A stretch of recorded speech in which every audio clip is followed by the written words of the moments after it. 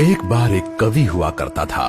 उसकी माली हालत इतनी खराब हुई कि घर में खाने के लाले पड़ गए।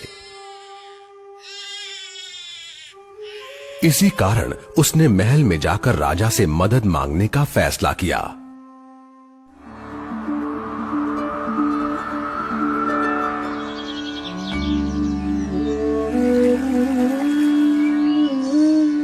राजा के बुलाए जाने पर उसने अपनी कविताएं पढ़नी शुरू कर दी।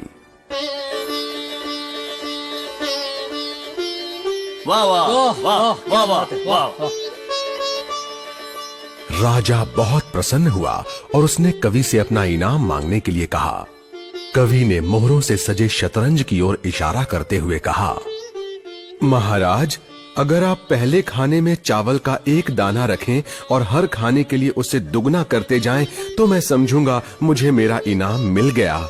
बस इतना ही? राजा ने पूछा। सिर्फ चावल का एक दाना और सोना नहीं? जी हाँ महाराज।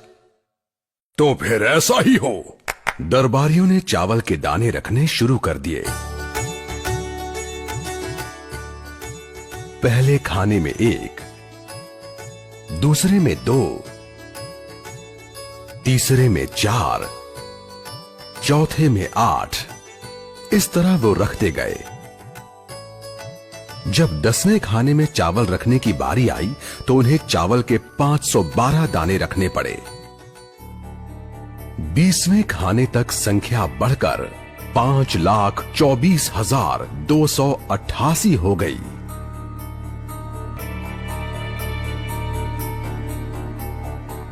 आधे हिस्से तक आते आते 32वें खाने में चावल के दानों की गिनती 214,74,83,648 हो गई। जल्द ही गिनती अरबों खरबों में बढ़ गई।